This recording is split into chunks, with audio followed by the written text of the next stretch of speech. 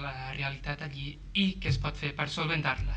So the first question, Holden, is what were the main reasons that made you vote for Trump? I think the main reasons were safety. Felt like international safety, people coming to our country, out of our country, was starting to get a little scary on my part. So I just think we need a little bit more, some more immigration laws. The other thing is the economy. Economy started to not see the growth rates that I expected to see under President Obama, who's somebody I supported for 2 terms, but I just felt like we needed another change of direction. So those are the reasons. I understood that voting for Trump as someone that's a conservative was going to probably put social issues on the back burner. That did concern me, but I felt like the economy was such in a big state in our safety with ISIS going on and domestic terrorism that we needed to kind of change a little bit. So Yeah, we're gonna talk about immigration and ISIS as well. So you see a clear relation between immigration and ISIS and the insecurity within your country? yes, there's a lot of insecurity. A lot of people, I think, are also, I would say, not. They're kind of ignorant. They don't know a lot about the real issues going on with immigration, terrorism. I think a lot of people are just voted for Trump just because out of fear. I didn't vote for fear. I kind of did my homework. I just thought it was the best bet that we just kind of up our immigration. America is still a melting pot, and I always will believe that. However, I just think there needs a little bit more stricter immigration. I think everyone around the world is totally welcome to come to my nation, but I just think we need a little bit more stricter laws on that. You say that everyone's welcome to come to the United States. However, there are people, especially from the Middle East countries like Libya, Syria, Iran, that they don't have these facilities to get inside the country. How can you explain that? Well, there's something that needs to be addressed. It's a misconception. Trump, I know that wasn't right for him to say there's a Muslim ban. However, he did force a ban on a lot of Middle Eastern countries, but a lot of people thought that was a Muslim ban. That was not. He actually got those countries from results and data information from Barack Obama from Obama's term. But a lot of them were Middle Eastern countries, but not all of them though. North Korea was a part of that, so these were sanctions we wanted to put on these nations. However, those comments they did make were I don't think they were just. And yes, people would ask, why did you still vote for the guy? I think that there's a lot more important stuff going on. As someone that's more of a East Coast Republican conservative, which means I'm very liberal on social issues, but economically I am very conservative on economic issues. I think some stuff outweighed the options, and that's why I kind of voted for him. You will agree with me that at the very best, Donald Trump is a controversial president. Do you think this controversial made him win a lot of votes for undecided people? Well, not everyone in America. A lot of the ones that did vote for him, they liked him because he was straightforward. There's been statistics that show that he only talks at a fifth grade reading level, while Bernie Sanders talked at a 10th grade reading level. But people were just sick of being lied to and stuff like that. And who would you rather have, a career politician as Hillary Clinton? That was the definition of a career politician. Or would you have a wild card president? We don't know what we were going to get out of Trump, but we thought, let's take a gamble on this guy. The guy did run a $3 billion business before. Some people say he's a celebrity star, which is true, but he did run a business that big, and his father was only a millionaire, and he turned those millions into billions. So people that voted for him thought, okay, this guy knows about the economy, and he's done trade before internationally, so why not give this guy a chance? Most of the people in America voted for him. That's a fact. Not most. Actually, most people voted for Hillary Clinton, but Electoral College elected him.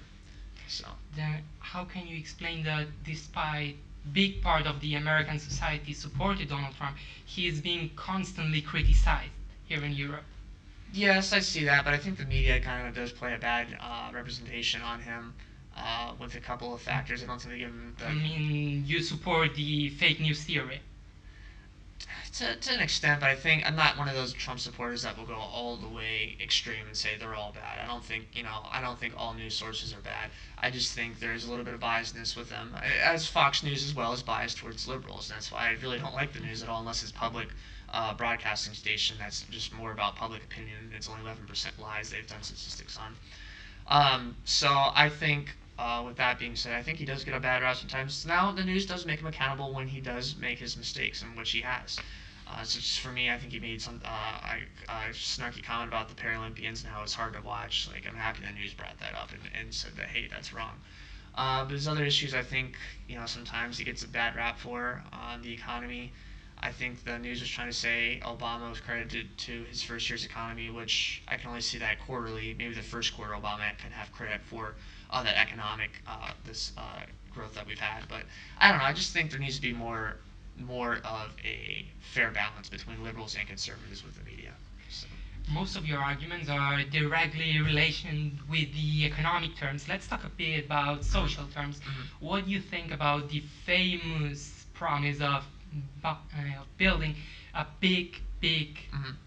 wall? I wasn't supportive of it at first, but I still think I'm kind of iffy on that. But it's hard. It's hard to say because economically it doesn't make sense to have the wall. I get that, but I feel like there's just so much tension between the border. It's hard. I think there needs to be something to fix this issue. I don't know what it is, but I think our lawmakers, and that's why I want to see some bipartisanship happen. Um, or excuse me, partisanship. I always confuse those words, but I just want basically what I'm trying to say is I want Democrats and Republicans to work together on the issue because that is an issue. There's there is I don't know. There's a lot of violence going on around there on the border. It needs to be resolved. I don't know what the resolution of it is. A wall does sound great, but at the same time, it doesn't make sense economically and stuff like that. But maybe more border patrol. But something needs to happen down the border. Should the Mexicans pay for this wall? No. I don't think so. I think that's kind of ridiculous to say. Now, I guess if you really wanted to, you could put you could put trade sanctions on them, trade embargoes that would, I don't know, maybe eventually have them pay for the wall economically through a different, not like a direct way, but through trading and stuff like that. I could see that, but no, I think we could definitely do it. One thing that as a more conservative, that people don't agree with me on is I would like to cut military spending by 5%.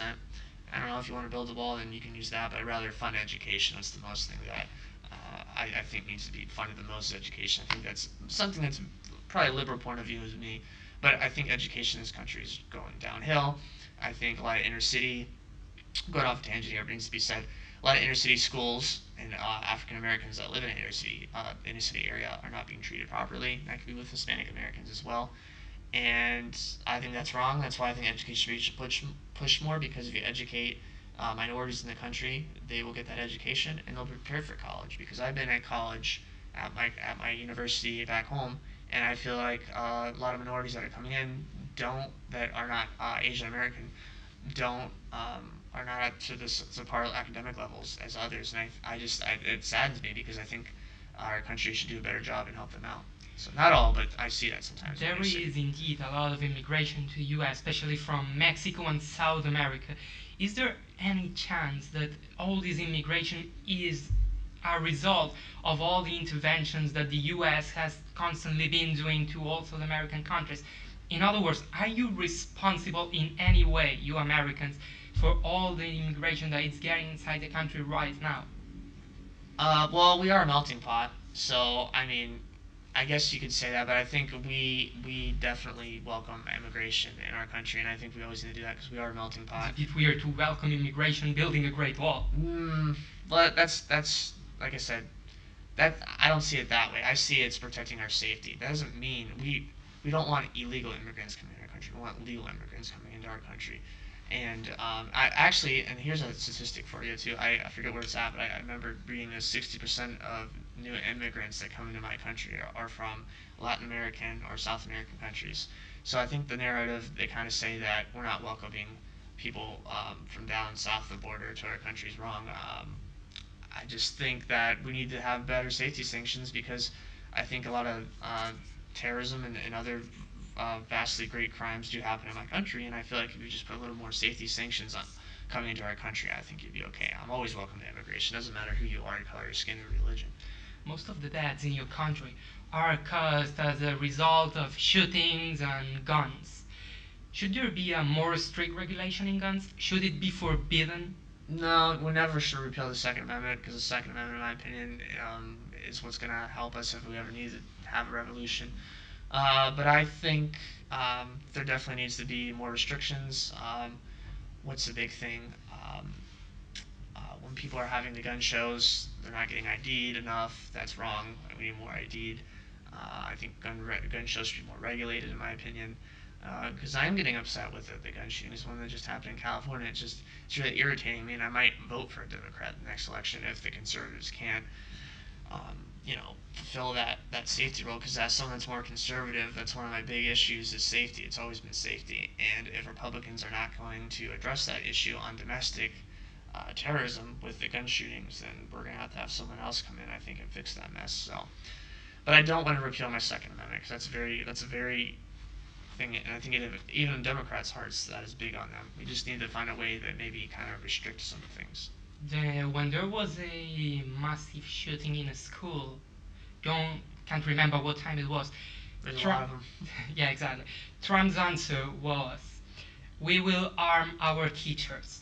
Is that really a solution? Getting more guns to more No. people to avoid massive shootings? At first, I thought it was a good idea for the teachers, but then teachers, they're just not well equipped with it. I mean, there's some teachers that have military experience that could use a gun properly, but I just feel like a lot of times that's not a good issue. How do you use a gun properly? Yeah, well, this is what I want to do. My school district's doing this back home. They just passed a levy, which I'm very happy. I'm very big on school levies. I don't know why people vote them down.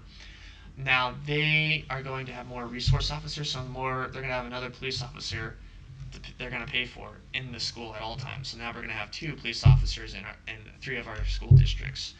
So that's what I think we need to do. We need I'm not really big on taxes as someone that's more economically conservative, but taxes for schools are very big for this situation here because we can employ resource officers to come into our schools and make us feel more protected.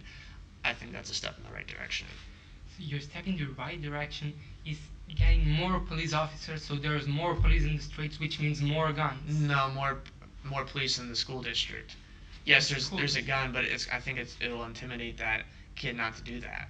Another thing is what my levy passed in my school district as well is mental health care, and they're going to hire another psychologist to kind of help the kids and talk them through this. That kids that might kind of be on the level of people might be worried about them, and they can talk them through different scenarios and hey, are you doing all right and stuff like that. That's a big thing. Yeah, don't just bring out resource officers. I get what you're kind of saying there, but we're also bringing in psychologists. So I think that's what helps it out. You're trying to find a kind of balance. Yes. We don't want to scare the kids totally, but we want to show that we're able to help them as well with having psychologists in there kind of solve the problems, and then maybe they need to get on medication or something, or they can identify that mental illness in them, because mental illness is a big thing in my country right now, from depression, from PTSD, from bipolar. They're all factors I think that play into some of these kids that do these horrible things. So. Who was responsible for the 9/11? Oh, well, Al Qaeda was. You sure? Mm-hmm. Because there's a theory, I don't know whether you agree or not, that it was Bush himself as an excuse to go to this Yeah, country and I've get seen their that, oil. but you can't believe conspiracy theories all the time. I mean, yeah, he can let your emotion play with that stuff, but you have to look at facts. And I don't think Bush did it. It was just something that was really hard for our country to go through, and some people might, want to, like I said before, go with their feelings on things. But you have to look at the facts. It was horrible. Now, I don't like the stuff that came out of that. I don't like the Patriot Act because the Patriot Act infringes, I believe, on my rights as an American citizen, my privacies. So that's something that I wasn't big on. But no, I don't believe that was Bush did that. I don't believe that. Does the United States have to fight ISIS? Well, I think we're doing a good job now. Mad Dog, General Mathis, my Secretary of Defense, longtime Marine General, fought in the Iraq and Afghanistan war. I think he's doing a great job with strategic planning right now. We've really took down ISIS since the Obama administration, so I'm very happy with that. That made me feel very secure. But domestic terrorism is still a big thing in my country that needs to be resolved. But internationally, having international threats such as terrorism outside the U.S., I feel like we're doing a good job right now with our strategic planning with military-wise with ISIS. Under Trump's point of view, there is not only ISIS, there is also North Korea, or so it seemed long ago. Is real North Korea a threat for the United States? I believe so. In my opinion, I kind of do believe a lot of communist nations can be a direct threat to us. North Korea is a communist nation. Yes. Yeah. Why? Huh? Why is it a communist nation? They've stated that they're a communist nation. They have, it's not even just communism, it's, I'm going to say the word wrong, totalitarianism, or I can't pronounce it, but they have a dictator basically. and I just don't think they treat their people well. Now, there's people back home, some of my friends are even so-called communists back in the United States, but I don't know. I just don't think they treat their people fairly. I'd like them to see it to have a democracy. Well, not a democracy. A democracy is weak. You need to have a republic. A democracy allows people to have too much of the control of that. Republic's good because a republic has thinkers that strategize, and the people vote for those thinkers to make those plans. And that's what we have in America, and Ireland has it, and the UK. So I'd like to see a republic there. So what should you do in North Korea? Should you control it somehow? No, I think Trump's doing a good job right now with it because you can't just go hothead with North Korea. You have to kind of, show that you can have some trust with them, and that's what Trump's doing with Kim Jong Un. And I think it's going a little bit good.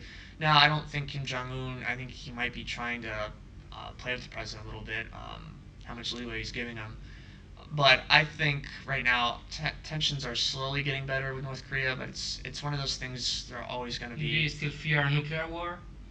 Not as much as with North Korea. The ones I fear the most is probably Russia and Iran, but mostly Russia. Why Russia? I think Russia. Just watching videos on this last couple days ago, that they're building up their military since the USSR fell, and they've really increased it. And what they did with, I believe, was it? I forget the country. Well, that little island they took off of. The Ukraine, and I've just watched videos that they could possibly maybe one day try to invade Eastern Europe again with Lithuania and all these countries, and I don't know that. I mean, they're just hypothetical things, but I just think it does fear me as they are growing their military up. And the one other thing, well, it's more of an economic thing that fears me, is China's GDP will probably surpass the United States in the late 2020s, and I'm not a big fan of that. So. Do you think Russia is still a communist state? No, but I think they have definitely ties. I mean, you look at Vladimir Putin, and he was part of the KGB. So that does make me kind of fearful that there's still that communist connection. I know when Putin was elected, he was an independent, but the party that was second in the polls for the president was the Communist Party. So I do think the communist point of view, I think, is still alive in Russia. And I'm not a big fan of that because I feel like democracy and a republic give the people more of a say. Finally, and we are almost finishing, do you think that Donald Trump is misogynist? Misogynist with women? Yeah. He said things that were horrible. I think back then those are unexcusable acts, but I think that was 10 years ago. I think though he tried to make up for it, and I totally think that's good. Now, we look at Bill Clinton. He kind of, I think, was a misogynist when he was in office with some of the women that he mistreated. However, with that being said, Bill Clinton never apologized for his acts. Trump did. I'll give him credit for that. I think they're both wrong. But again, I didn't vote for the guy. I didn't vote for, a picture perfect president. Now, Obama showed class, and I love that about Obama. I think he showed class. But I just feel like our country is such in turmoil with our economy. We needed something to lift us up. And I don't know, maybe my vote will change in a couple years from now. Maybe I will vote for someone like the Beto guy or a Kennedy. I don't know. So. What are your opinions concerning the NATO? NATO, I like NATO, but NATO really does, the countries in NATO need to pay their 2% share, I believe, because that will help increase our military up, and that goes with the whole Russia thing. Again, I vote conservative last election just because, safety reasons. And if Russia is building up the military, I think the NATO countries need to pay that 2% so we can build a bigger NATO army, our military force. So that's my only concern. NATO's good on paper, it's just I wish the countries would take their part. And that's the thing I have a problem with European countries.